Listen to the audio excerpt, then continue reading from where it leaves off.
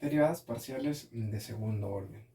Después de ver las primeras derivadas parciales, ahora toca ver las de segundo orden. Esto ocurre cuando nosotros derivamos una vez y volvemos a derivar. Entonces, existen cuatro principales de segundo orden. Primero tenemos la segunda derivada respecto con x. Esto es cuando derivamos una vez con x y volvemos a derivar con x. Segunda derivada respecto con y. Y existen estas dos, las cuales se llaman las derivadas mixtas. Las derivadas mixtas es cuando en una primero derivamos respecto de y luego derivamos respecto de x, y en otra derivamos primero respecto de x y luego respecto de y. Hay que tener una cosa bien en mente, que esto nosotros lo podríamos separar con paréntesis para poder entenderlo un poquito mejor.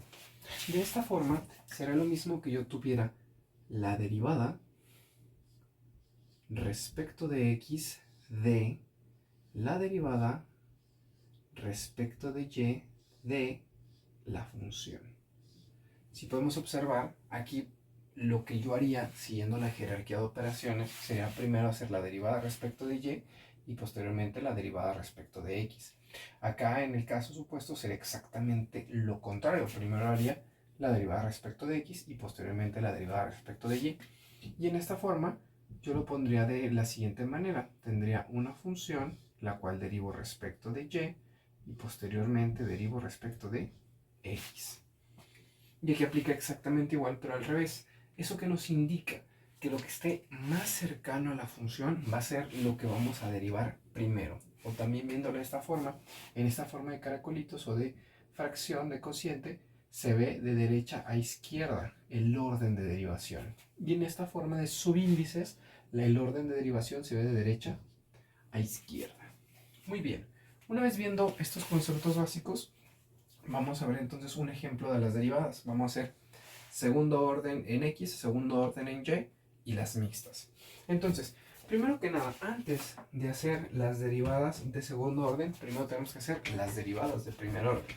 Entonces, para poder hacer las derivadas de primer orden, primero hay que derivar respecto de x, que aquí tenemos algo bien conveniente. Tenemos x coseno, como x es la variable, me quedo únicamente con el coseno de y. Acá y es constante y Euler a la x conocemos que es la derivada infinita, ¿no? Esa derivada nunca tiene fin. Acá por este lado voy a hacer la derivada parcial respecto de y. En este caso x se mantiene con una constante. Ahora la derivada del coseno es menos seno. Y aquí se elimina nada más la y al ser una variable y me quedo únicamente con ese Euler a la x. Ya tengo ahora sí las primeras derivadas, ahora puedo ir con las segundas. La segunda derivada de x, que sería derivar primero por x y volver a derivar con x, me da coseno de y más y a la x.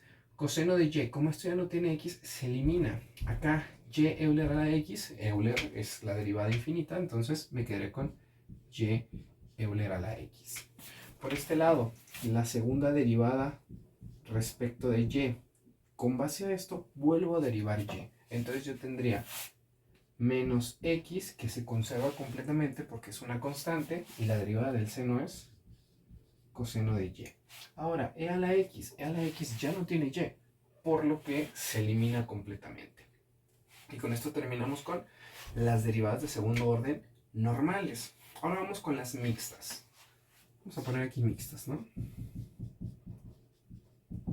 En las mixtas voy a tomar como referencia esta porque voy a derivar primero respecto con x y luego respecto con y. Entonces, primero x, posteriormente y. Entonces tomo como referencia esta que derivé primero con x y ahora derivo respecto con y. La derivada del coseno ya hemos dicho que es menos seno de y.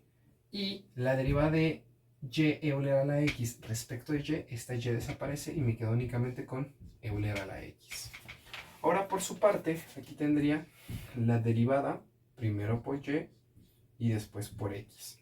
Por esta parte, inicio con esta que es la primera derivada de y derivo respecto de x. Acá únicamente se elimina la x quedándome solamente con menos seno de y. Y Euler a la x es una derivada infinita, por lo tanto sigo teniendo Euler a la x.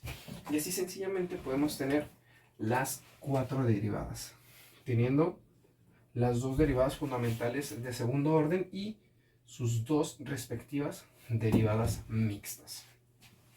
Ahora bien, una vez que nosotros sabemos realizar estos procedimientos, podemos ver el teorema de la derivada mixta.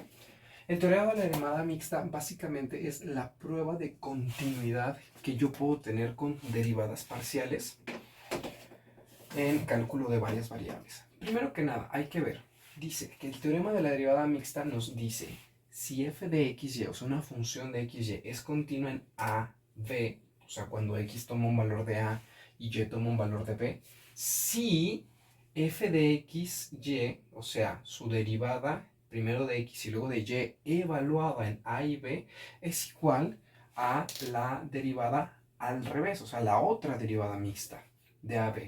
En resumen, ¿esto qué quiere decir? Si nuestras derivadas mixtas son iguales, eso quiere decir que esta función es continua. Por ejemplo, aquí no es necesario que nosotros evaluemos. Si nos damos cuenta directamente, tenemos menos seno de y más euler a la x es igual a menos seno de y euler a la x. Aquí directamente podemos ver que sí existe una igualdad. Por lo tanto, sí tenemos continuidad. Pero, de todos modos, no vamos a quedar sin hacer un ejemplo de esto. Aquí es un ejemplo muy parecido al que, de hecho, es el primer ejemplo que habíamos visto. Entonces, para hacer esto, primero sacamos la derivada respecto de x, que rápidamente vemos que es 2x más 3y, y la derivada respecto de y, que vemos que este se vuelve 0, este se vuelve 3y, y este queda como más 1. Ahora, sacamos la derivada respecto de x y después por y, que sería esta de aquí, derivarla ahora respecto con y, me queda únicamente un 3. Y acá la derivada primero con y después con x, este lo derivo respecto con x, este es x, y me queda únicamente 3. Ahora, como podemos ver, 3 efectivamente es igual a 3, lo que quiere decir que la derivada mixta de xy es igual a la derivada mixta yx. Por lo tanto, sí tenemos continuidad.